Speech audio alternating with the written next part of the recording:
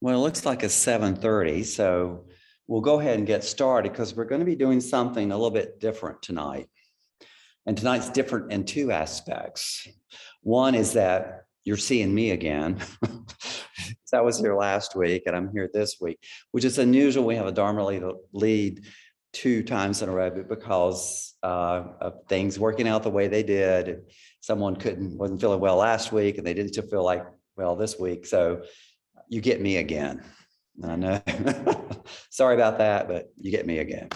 Come on in. And tonight, we're also going to do something a little bit different. We are going to do a guided metta meditation tonight. So typically, we do a 30-minute silent sit, where I lead in and do the silent sit. But tonight, I'm going to talk a little bit, and then we're going to do a longer metta meditation where I'll guide you through the metta meditation. And this works out pretty well because the way things worked out was that the talk that I was going to do this week instead of last week, the talk, I don't know if you saw it or if you were online last week, the talk was about working with unwholesome thoughts and how we work with unwholesome thoughts that have arisen, how we can abandon these. So if you'll recall from working with, if we go to the Eightfold Path, the 6th step in the Eightfold Path of Right Effort, we want to, when unwholesome thoughts have come up, we want to abandon them. We worked on that last week, but it also wants us to arouse unarisen wholesome states, mind states, and to nourish those wholesome states once they have arisen. So this works out pretty good because now we can work on nourishing and arousing wholesome thoughts and states. This is one of the practices that we do. So it follows up with last week's talk pretty well. The other thing that reason we do this is because if we look at the mission statement for IMC Charlotte, it says the Insight Meditation Committee of Charlotte is dedicated to the practice of insight, Vipassana meditation, and loving kindness, metta meditation. And many times you've heard of this talked about in terms of the 2 wings of the dove, that we have insight meditation. We meditate, we do kind of like this mental mind training to be present with what is. And then we work with what's arising to be, as if things arise, is there. But this is kind of the other side of the dove is this heart training, where we start to develop these wholesome states. And we normally call it the 4 divine abodes, the 4 Brahma Viharas: loving kindness, compassion, sympathetic joy, and equanimity. And so this is one of the practices for doing metta or loving kindness meditation.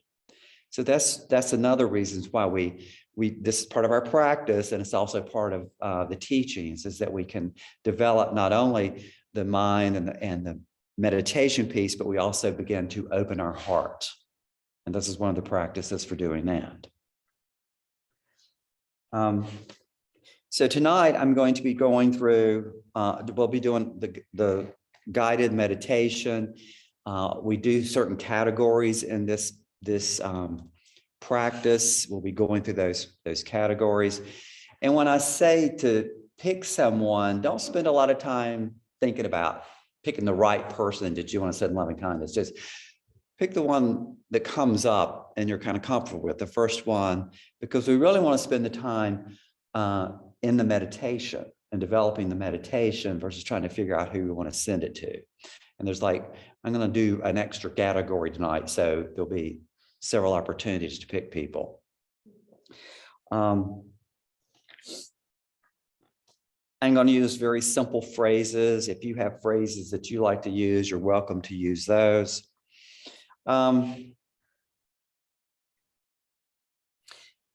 The other thing too that we get in when we do loving kindness meditation, some people like to do it with their hand over their heart. When they want to do loving kindness, it kind of connects them to the heart center if they want to do it that way. And here we're trying to get into this heart feeling, this feeling of loving kindness. But it's okay if you don't. I have a hard time getting down into that real deep feeling when we do this type of meditation.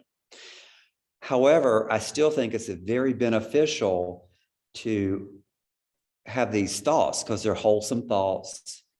And I think they serve a purpose. And I think it helps to open me up. Even when I sit here and say, I don't really feel loving kindness and all this warm, fuzzy feeling, it's still a good process to do.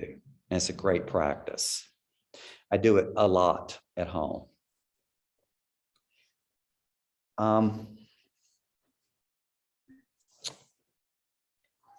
The other thing before we get started, like I said, we're going to spend most of the night doing meditation. Won't be a Dharma talk after the meditation. Is that, hold on, let me check this chat.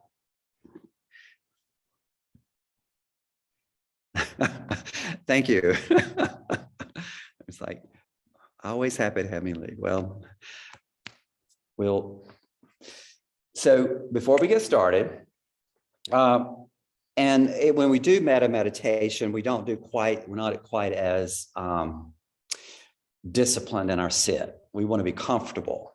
People at home, you don't want to get lazy, you don't fall asleep, but you're not going to be holding it because you want to develop, you want to be relaxed, more relaxed in this meditation than you do in a normal insight meditation. So that's one thing.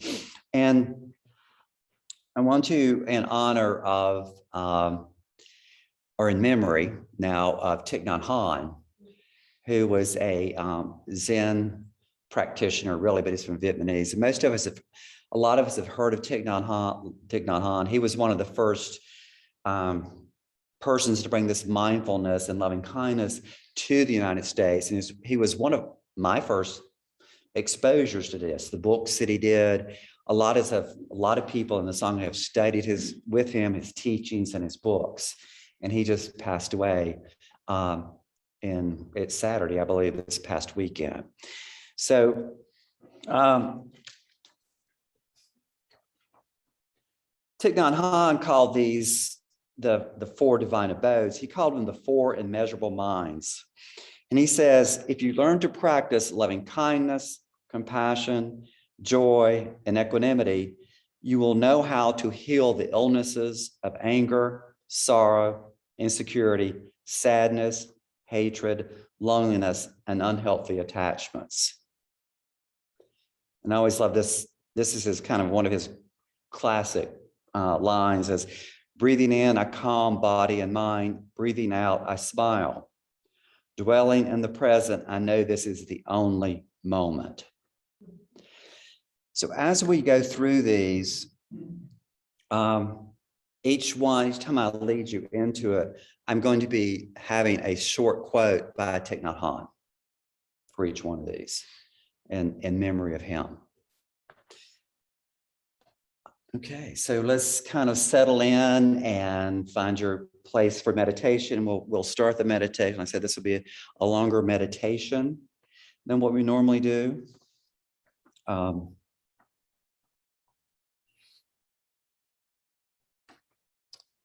So take just a few minutes before you start to kind of settle in where you are, get comfortable, find your seat, come into your body, into your presence, however you are, into this room. Get comfortable with that. Take a few breaths to kind of center yourself, to ground yourself. And then we'll begin this meditation. And in this tradition, and I'm doing more of a traditional meditation, we begin with ourself. And the Buddha says, the object of your practice should first of all be yourself. Your love for the other, your ability to love another person depends on your ability to love yourself. Sometimes this one's a little bit hard for us because we're not used to giving loving kindness to ourselves. I like to think of it like as a gift. This is some self-care that we all need everybody needs during this challenging times, this pandemic. It's a form of self-compassion, to kind of taking care of yourself, kind of giving yourself this gift of this loving kindness. I sometimes think of when I bring this to mind, I may bring myself as a child. And like I'm an innocent child. Sometimes if I bring myself now, it's like, oh, all the baggage has been loaded on since I was a child, but this child is innocent. So you can bring that to mind. Thich Nhat Hanh says, to be beautiful means to be yourself. You don't need to be accepted by others. You need to accept yourself. So bringing that vision of yourself, you can repeat some phrases, and you can repeat these over and over to yourself. May I be safe. May I be healthy. May I be happy. May I be free from suffering. May I be safe.